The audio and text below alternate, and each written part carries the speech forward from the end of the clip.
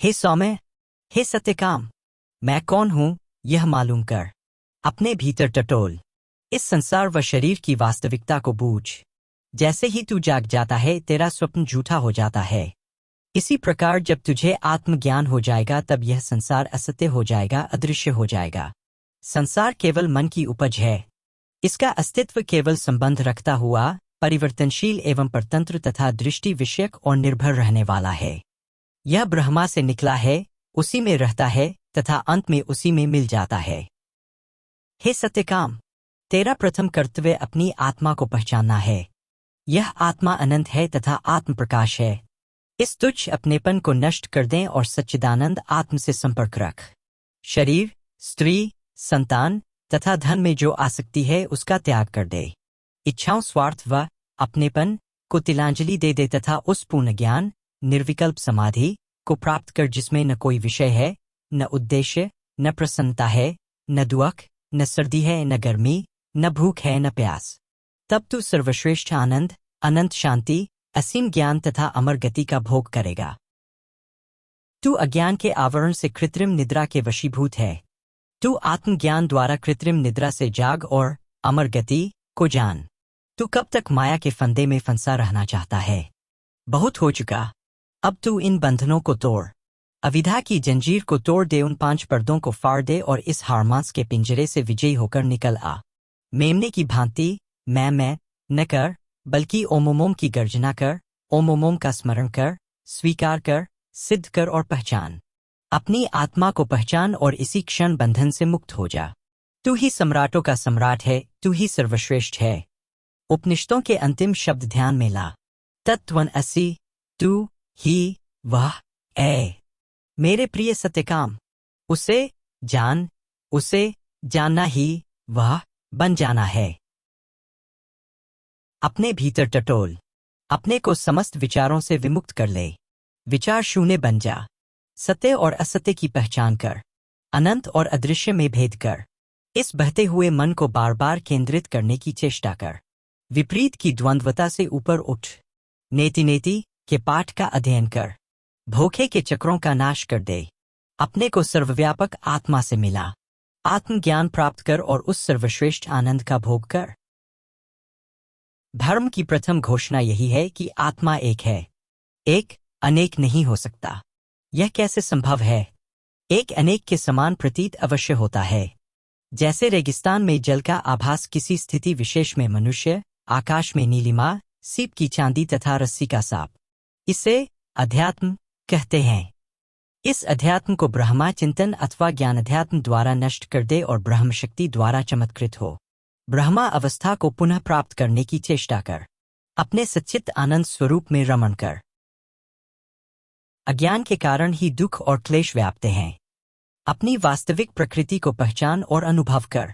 वास्तव में अस्तित्व, ज्ञान और सुख संपूर्ण है। तू वास्तव में अमर है तथा सर्वव्यापक आत्मा है। उपनिषद के इस उपदेश को स्मरण रख। जीव और ब्रह्मा एक है। ओम के रहस्य पर विचार कर और अपने स्वरूप में स्थित हो। केवल आत्मज्ञान द्वारा ही अज्ञान तथा तीनों क्लेशों का नाश किया जा सकता है। आत्मज्ञान ही तुझे अमर गति, अनंत सुख, चिरस्थायी शांति और सुख दे सकेगा। चारों वेद एक स्वर से कहते हैं कि वास्तव में तू ही अविनाशी आत्मा अथवा अमर ब्रह्मा है। शांति तथा चतुराई से अपने ऊपर के एक एक आवरण को तथा मन को इंद्रिय विषयों से हटा ले। एकांत वास कर। इंद्रिय विषयों को विष समझ। दूरदर्शिता एवं अनासक्ति द्वारा अपने मन को वश में कर।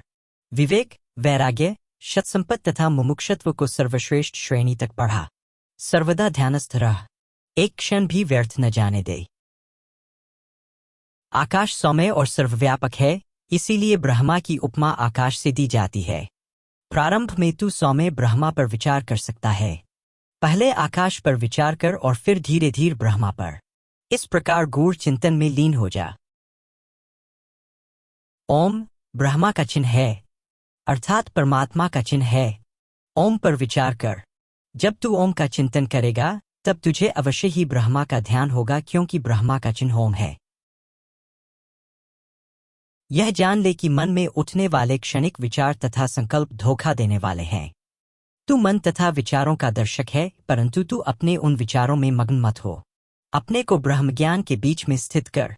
अपने को सर्वश्रेष्ठ और उच्च स्थिति में रख।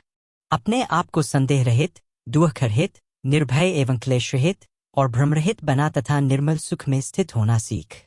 काल और मृत्यु तेरे निकट नहीं आ सकते। तेरे लिए कोई बंधन या रुकावट नहीं है।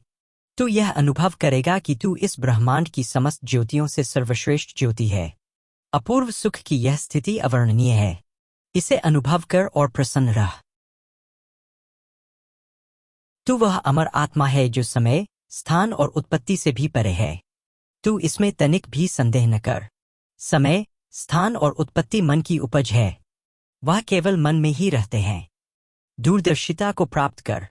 ढूंढने वाले को ढूंढ, जानने वाले को जान, सुनने वाले को अनुभव कर। इन नामों और आकारों में जो एकता है उसको पहचान। उद्देश्य विषय से भिन्न नहीं है, तू सर्वदा ही विषय को समझता रहा है। अज्ञान की इस दीर्घ निद्रा से जाग। जन्म मरण तथा उसके साथ के पापों से मुक्ति प्राप्त कर। आकारों के भ्रम से छुटकारा पा ले। मोह, ममता, मेरा तथा अपनेपन का त्याग कर। अपने को सर्वव्यापक जागृति जान। आत्मज्ञान के साम्राज्य के सिंहासन पर आरूढ़ हो जा। यही तेरा सर्वप्रथम घर है, अनंत प्रकाश तथा असीम घर का अमिट स्थान है। इस मैं को क्रूरता के साथ नष्ट कर दे। अगर मैं अदृश्य हो जाएगा तो तेरे लिए वह और तू अथवा यह और वह नहीं रहेंगे। यह एक अभूतपूर्व, असाधारण एवं अवर्णनीय अनुभव होगा। तब तू संसार की अंतिम सुंदरता को पालेगा। तू तब जीवन मुक्त हो जाएगा, एक स्वतंत्र पुण्यात्मा हो जाएगा। इस ज्ञान को दूसरों के साथ बांटकर उन्हें भी ऊपर उठा। सत्य का सूर्य बनकर प्रकाश को चारों ओर फैला। इस अमित आनंद और शाश्वत शांति को जनवरी से जनवरी में बांट, तू अमर हो जाएगा।